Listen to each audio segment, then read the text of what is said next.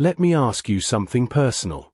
Have you ever sat in a room full of people, laughing, talking, having a great time, and still felt completely alone? Not because something was wrong with you, but because you were the only one who could feel what was really happening beneath the surface? Like you were watching life on a different frequency than everyone else. Here's what nobody ever told you about that feeling. It's not a flaw. It's not anxiety. It's not you being too much. It's intelligence. A specific, rare, deeply powerful kind, one that most people will never develop in their entire lifetime. And it was built inside you through something that once tried to break you. Today, we're going to talk about 10 signs that you carry this kind of intelligence. And pay close attention to sign 7, because it's the one most people spend their whole lives trying to fix about themselves, without ever realizing it's actually their greatest hidden strength. Psychology researchers have spent years studying how the human brain responds to difficult experiences. And one pattern keeps showing up, quietly, consistently, across thousands of cases. People who navigated real emotional hardship early in life, uncertainty, loss, instability, or pain, often develop a set of cognitive and emotional abilities that go far beyond what traditional education can produce. This isn't about celebrating suffering. Nobody chooses this path. But if this was your path, this video is going to help you finally understand what you were actually building all along. Here are 10 signs you possess traumatic intelligence, the rarest form of smart. Sign 1. You notice what people don't say. Most people listen to words. You listen to the silence between them. When a coworker says, "I'm totally fine with the decision," something inside you catches the half-second pause before they said it. The slight drop in their voice. The way they looked at their hands instead of at the person who made the call. You didn't learn this in a classroom. You learned it in environments where the real message was almost never the one spoken out loud. Where reading between the lines wasn't a skill, it was a survival tool. Now, in everyday life, that skill never switches off. You catch half-truths before they finish forming. You notice the moment someone's smile stops reaching their eyes. And you understand, almost automatically, what someone actually means versus what they said. This is your brain doing exactly what it was trained to do, protect you by processing everything. Sign 2. Your empathy works like a GPS, not just a feeling. There's a version of empathy that most people experience. You see someone crying, and you feel sad for them. That's emotional resonance. It's real, and it's valuable. But what you have goes a layer deeper. You don't just feel with people, you anticipate them. You're in a conversation with a friend and you already know, before they've finished their second sentence, that they're not actually looking for advice. They need someone to just sit quietly and not offer solutions. So you pour them another coffee, you lean back, and you let them speak until the tension in their shoulders slowly drops. You didn't read a book on active listening. You developed this precision because, at some point in your life, you had to understand the people around you deeply and quickly, not for performance, but for safety. That's why your emotional intelligence doesn't just feel things. It maps them. Sign 3. Chaos actually sharpens your focus. This one surprises people. Most individuals, when something goes seriously wrong, a sudden crisis, an unexpected loss, a high-pressure situation with no clear answer, they freeze, spiral, or fall apart. You tend to do the opposite. The moment a real storm hits, something in you becomes almost unnaturally calm and precise. You start thinking in steps. What's the actual problem? What's the fastest path to stable ground? Who needs what right now? Psychologists who study post-traumatic growth have a term for this. They call it recalibrated stress response. Your nervous system has been through enough difficulty that it no longer treats a crisis as something foreign and terrifying. It treats it as a problem that needs solving. You become the person in the room who doesn't panic. The one everyone looks to, even if they don't understand why. It's not that you don't feel fear. You feel it, and you move forward anyway. Because your brain already knows what it's like to survive something hard. And it trusts itself.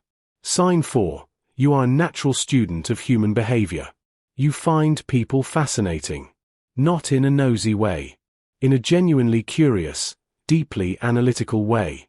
When someone behaves badly, cuts you off in conversation, gets defensive out of nowhere, says something cruel and then pretends they didn't, your first instinct isn't just hurt or anger. It's curiosity. What happened to them that made this feel normal? You've spent years, perhaps without even realizing it, studying the invisible forces that shape how people act. You've connected the dots between someone's present behavior and the past they've never fully talked about. You see the scared child hiding behind the aggressive adult. You see the lonely person inside the loudest personality in the room. This isn't just compassion. It's a form of applied psychological intelligence that most people never develop. And yes, sometimes it's exhausting, because you can't stop seeing people in layers. But it also means you connect with people on a level that most relationships never reach. Sign 5. You trust your instincts over explanations. Someone is being perfectly polite. Their words are kind, their tone is warm, their behavior is appropriate. On paper, there is absolutely no reason to feel uneasy. And yet, something quiet in you says, this doesn't add up. You can't point to evidence. You don't have a logical argument. And so, sometimes, you talk yourself out of it. You tell yourself you're being irrational. But later, sometimes days, sometimes months later, the thing you sense turns out to be real. Here's the psychology behind it.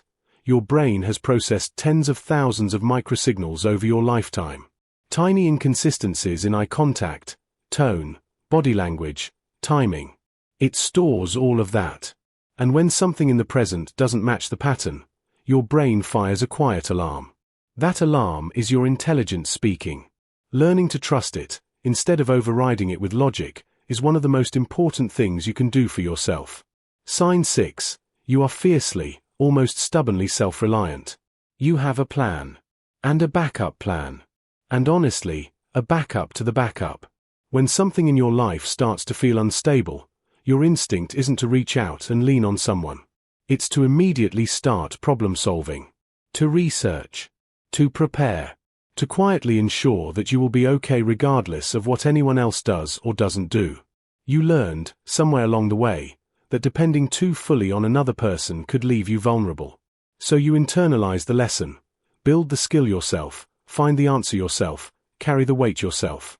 And because of that, you've become remarkably capable. You can navigate things that genuinely stop other people cold. But here's the part worth sitting with. Self-reliance is a gift, and it can also become a wall. The same strength that keeps you stable can sometimes keep genuine support at a distance. You're allowed to be capable and let people in. Those two things can exist together. We're halfway through, and the next 4 signs are actually the ones most people struggle to recognize as intelligence at all. Stay with me. Sign 7. You feel everything at full volume. A song comes on, one you haven't heard in years, and within seconds, you feel something deep shift in your chest. Not just nostalgia. Something almost physical. You walk past someone having a hard conversation on the phone and you feel a weight settle on you that wasn't there a moment ago. You read a story about someone struggling on the other side of the world and you carry it with you for the rest of the day. People have probably said things to you like, "You're too sensitive." Or, "You need to toughen up." Or, "Why do you let things affect you so much?" Here's what they didn't understand. Your nervous system was shaped by experiences that required you to be fully present to everything happening around you. The result is a sensory and emotional depth that most people simply don't have access to. You notice beauty in small, ordinary moments that others scroll past without seeing. You feel the texture of life more richly than average. And yes, the difficult things hit harder too. But this depth, this full volume experience of being alive, is also the source of your creativity, your compassion, and your ability to make other people feel genuinely seen. It was never something to fix. It was always something to understand. Sign 8. Your inner circle is small and absolutely unshakable. You are not interested in collecting acquaintances. You watch carefully before you trust. You notice whether someone keeps small promises, not just the big dramatic ones. You pay attention to how they treat people who can do nothing for them. You observe consistency, not over days, but over months. And because of this, your social world may look smaller than average from the outside. But the relationships you do build? They're some of the most solid, genuine, loyal bonds that exist. You show up completely for the people who've earned your trust. You remember things they told you months ago. You're the one who reaches out right before someone hits their breaking point, almost like you knew. Researchers who study attachment and resilience often note that quality of relationships matters far more to long-term well-being than quantity. The human brain doesn't need a crowd. It needs a few people who are real. You figured that out the hard way. But you figured it out. Sign 9. Stillness makes you restless. Ask yourself honestly, when is the last time you just sat, no phone, no background noise, no task, and felt genuinely at peace? For many people with this kind of intelligence, true stillness can feel almost threatening. The moment the external noise quiets down, the internal noise gets louder. Thoughts pile up. To-do lists appear from nowhere. Worry moves in like an uninvited guest. So you stay busy. Maybe busier than is healthy. Because movement feels like control, and control feels like safety. This is one of the most common patterns that emerges from nervous systems that spent a long time in high alert mode. Rest was never truly safe before. Stillness sometimes meant waiting for something to go wrong. But here's what's true now. You are not in that environment anymore. Rest is not a warning sign. Rest is not weakness. Rest is how your remarkable mind recharges, so it can keep doing all the extraordinary things it does. Teaching yourself to be still is not giving up. It's one of the bravest things you can learn. Sign 10. Injustice doesn't just bother you. It moves you. This is the sign that people most often misread as a flaw. You can't scroll past something unfair and just keep going. When you see someone being dismissed, belittled, or treated as less than they are, even a complete stranger, something in you responds at a level that feels almost physical. People tell you, you can't save everyone. Or, pick your battles. And sometimes, honestly, they have a point about sustainability. But the reason you respond this way isn't because you're dramatic or idealistic. It's because you know, from lived experience, what it costs a person to be treated unjustly and have no one speak up. You know what it feels like when the world looks the other way. And you decided, somewhere deep in your core, that you wouldn't be someone who looks the other way. That decision, that commitment, is one of the most sophisticated moral frameworks a human being can develop. And it wasn't given to you by a philosophy class. It was forged in you by real experience. It makes you a protector, an advocate, a person who shifts the temperature of a room towards something warmer and more human just by being present in it. That's not a burden. That's a calling. Here's what I want you to take away from today. Traumatic intelligence isn't something any reasonable person would choose at the start. Nobody signs up for the path that creates this kind of awareness. But you didn't get to choose the path. You only got to choose what you did with where it led you. And you built something remarkable. The ability to read a room in seconds. To feel deeply without losing yourself. To stay calm when the world around you fractures. To love fiercely and wisely and selectively. To stand for something real. None of that is small. All of it is you. If today's video named something you've been carrying for a long time without words for it, I'm really glad you found it. Drop a comment below and tell me which sign felt most personal to you.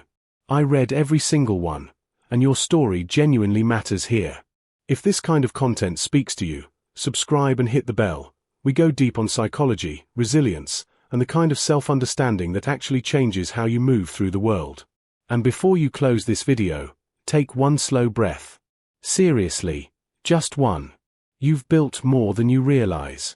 Give yourself credit for that today. I'll see you in the next one.